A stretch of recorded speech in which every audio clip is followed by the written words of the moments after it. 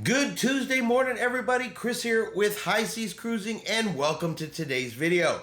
All right, today we are going to talk about a cruising mistake, kind of a huge cruising mistake that unfortunately has resulted in this particular family being out $58,000. I mean, that is a ton of money to lose over some cruise mistakes. So I was going through cruise stories and I came across this one, and also one of our longtime viewers, longtime subscribers, Cody, also sent this to me so I could take a look at it. And I think it's worth sharing, not because I want to poke fun at the family, not because I want to point out the mistakes that they made in their cruise planning, but because I think there is a lesson to be learned for everybody out there, because we don't want this to happen to other cruisers. And at the end of the day, maybe we can prevent another person from having a $58,000 cruising mistake. So this begins with the Thompson family. Now, they were booking a dream vacation, a vacation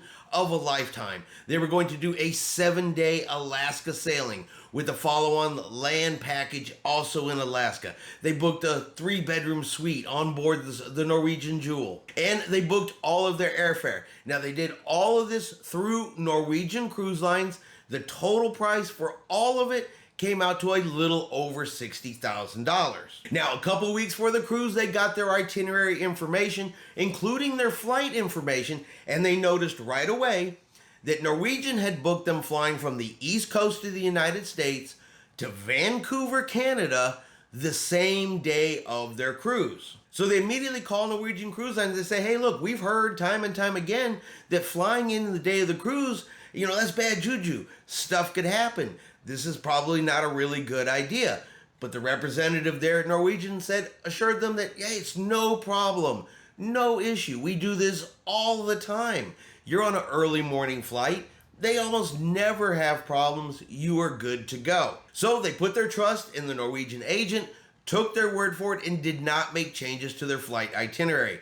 And right there, in my opinion, was the last straw. It's not the first mistake they made, but it was the last mistake that they were going to make, because, you do not fly into the cruise port the morning of. You definitely don't fly from the east coast of the United States into Canada on the west coast the morning of your cruise. You cannot trust the airlines to not cancel your flight, not to have it delayed, something. And because it was the morning of that they were going to fly, there was going to be a problem, and there was. So after the Norwegian representative said, hey, don't worry about it, they kept on with those plans.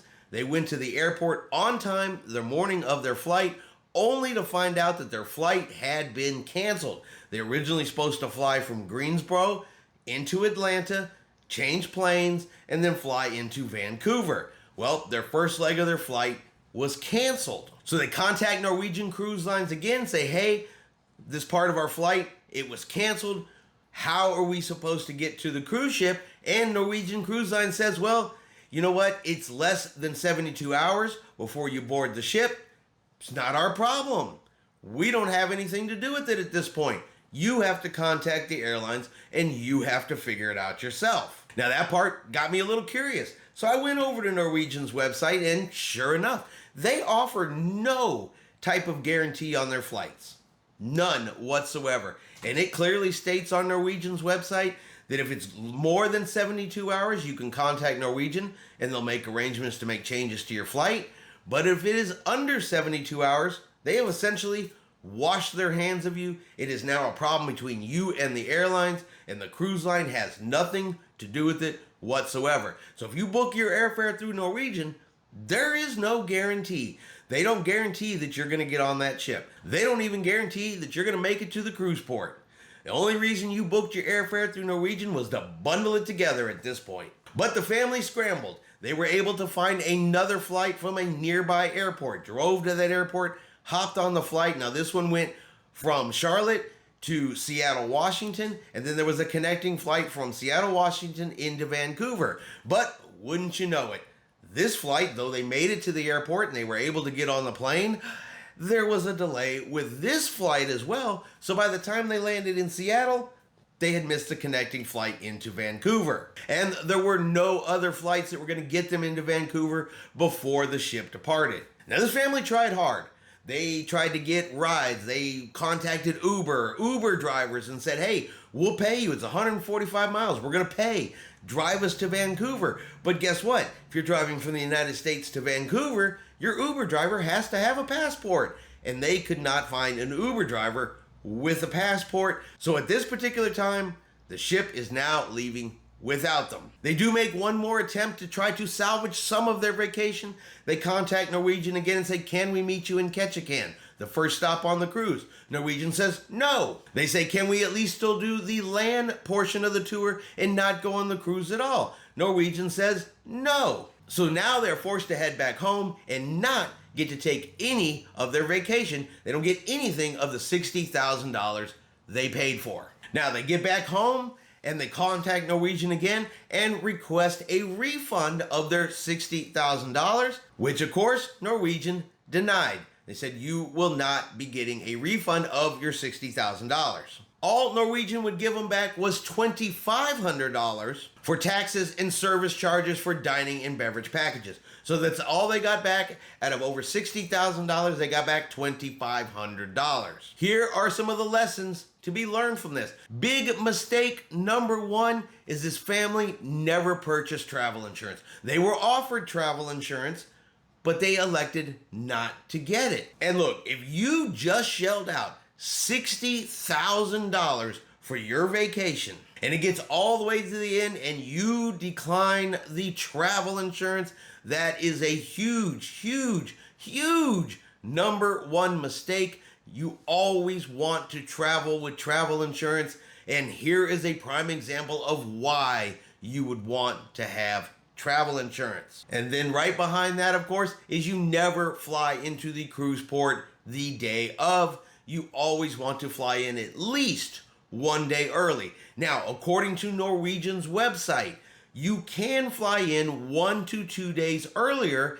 You have to pay a little extra, pay a little fee to Norwegian in order to get this, but it is possible. So when they called in and said, hey, we don't think flying in the day of is the right thing to do, they should have never trusted that agent, never trusted that representative. They should have gone with their gut. They thought it was wrong. They felt it was wrong. That's what caused them to call the cruise line to start with. They should have stuck with that and forced them to fly them in. Said, nope, we're going to fly in at least 1 to 2 days early.